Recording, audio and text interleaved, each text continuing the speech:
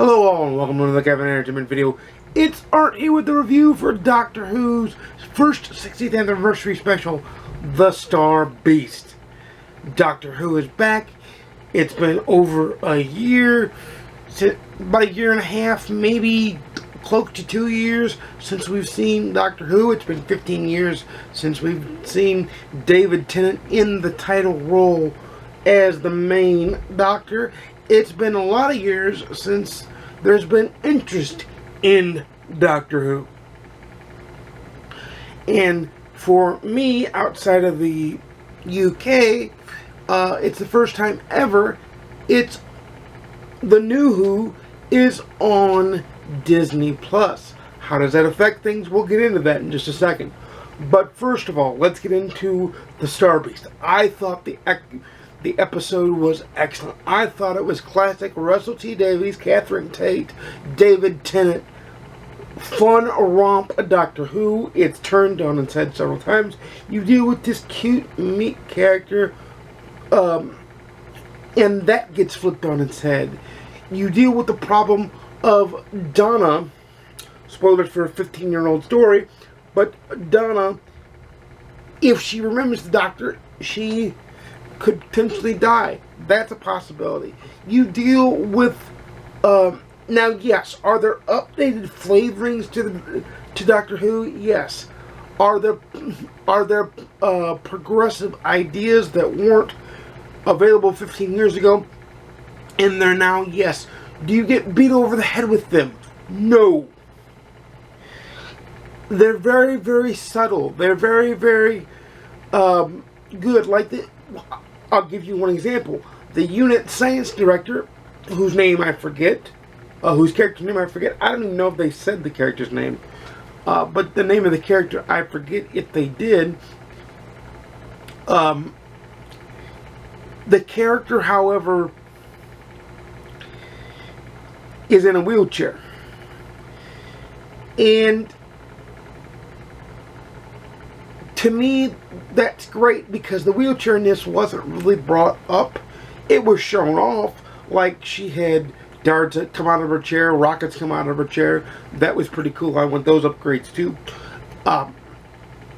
But the reason why she didn't get mind controlled by the baddie was because she's in a chair, she couldn't get up the stairs to become mind controlled, which turned her disability into an advantage. So that was pretty cool. But nothing was ever like, look, I'm disabled, and I'm the science director. It was just like, she's science director, she's also in a chair, and it was just laid out for you to make the conclusion. Same thing with Donna Noble's daughter. It was mentioned in passing in conversation that she's trans. It didn't bother me. It wasn't like, it was just like, here, this person, it's a thing now, it happens, you know, and science fiction to me is supposed to be progressive. It's supposed to push and kind of push the boundaries a little bit of storytelling. And Doctor Who does that. Star Trek does that. Star Wars did that when it was good. But it didn't do it to be woke. It did it to... It did it as almost a backstory for the characters. Their disability and their gender or their transition was treated as, this is part of the character's backstory and this is all it is. This character is more than the sum of its parts. The disability is one part, but she's also a scientist. She's trans, but she's also a craftsperson, and she's Donna's daughter, and all this. So the people that are like, it's gone woke, it's like, listen, I've seen woke stuff, and I will object to wokeness for the sake of wokeness. But if you weave it into the narrative as, hey, we're telling this awesome story, which they did tell an awesome story, and this stuff that's current in our culture now is part of the backstory for a few of the characters, then I'm fine with it, because that's the backstory of some people today. Because they also had straight males. They played Donna's husband and Rose's father. That's Donna's daughter's name. They played him as just a straight, normal going bloke. A normal going guy. And that's represented in there too. And you've got everything represented in there. And David Tennant's back to being the Doctor again for the next, for these 3 specials. And then it turns to Ncuti Gatwa. And I can't wait to see what Ncuti Gatwa does. I don't see the point of getting up in arms about something until you see it. Now, getting back to the episode. The action was on point. The special effects were on point. And can we say something about the new TARDIS design? How it looks crisp, clean, bigger. And if that is a symptom of Disney helping with the budget to get a bigger TARDIS, a more well-lit TARDIS, a more traditional TARDIS, because remember, William Hartnell's TARDIS had the circles in it originally and was white and crisp and clean. So I love that they did that. I also think Russell T Davies was crazy for what he did next to TARDIS, but we won't get into that. Watch the episode yourself. But I cannot wait for the Wild Blue Yonder. I loved the fact that Russell T Davies wrote the screenplay on a comic strip that appeared in Doctor Who in the 1970s, and he credited the writers of the comic book, of the comic strip, in the show. The man paid homage to everything. He is still Russell T Davies of old. Does that mean it may go off the woke roller coaster later on? Maybe in Ncuti Gatwa series? I don't know. We're gonna have to keep watching. But at least he's got me watching again. At least he's got me excited again for Doctor Who. And that excitement is something I haven't felt since Peter Capaldi took over the role.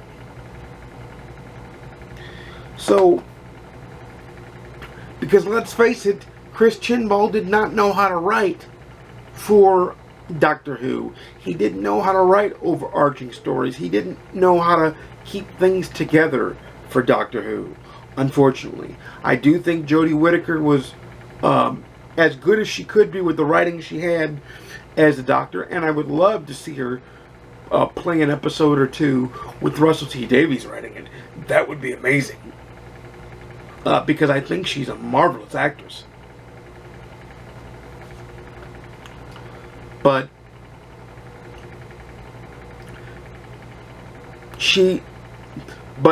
the fact that Doctor Who is back, the fact that the Star Beast was a proper run-of-the-mill Doctor Who adventure, that wasn't, you've only got 3 specials to figure out why this face is back, why this da-da-da-da-da, why da-da-da-da-da.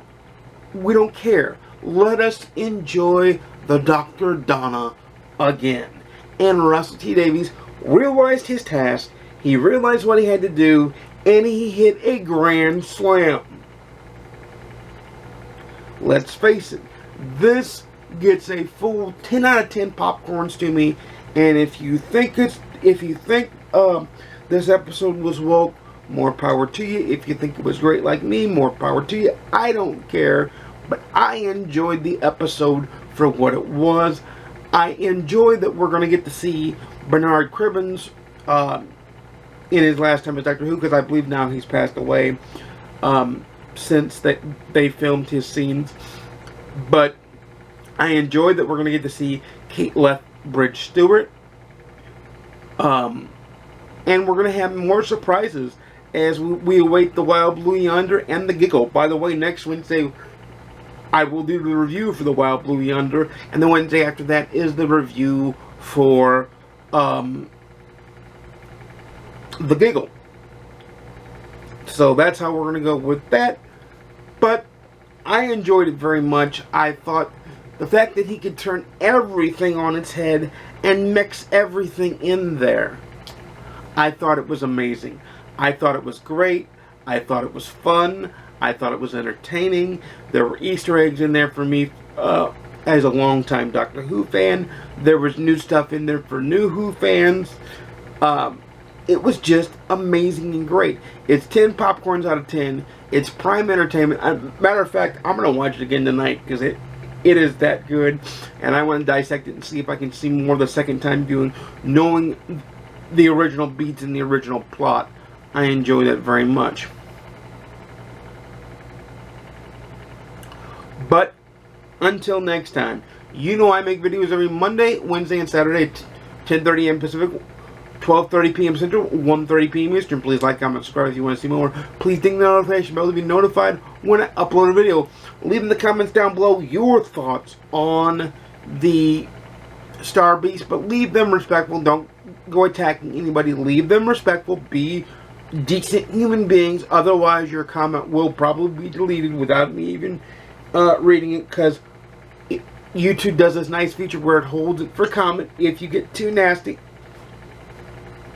So, but I trust you guys. I know you guys will be good with it, because you guys are always good when I review books and movies and stuff, and this is no different. But go, if you have not seen The Star Beast, go enjoy it. Go have fun. It's Doctor Who as it should be. Doctor Who as it can be. Doctor Who at its best. I'll see you again soon. And peace.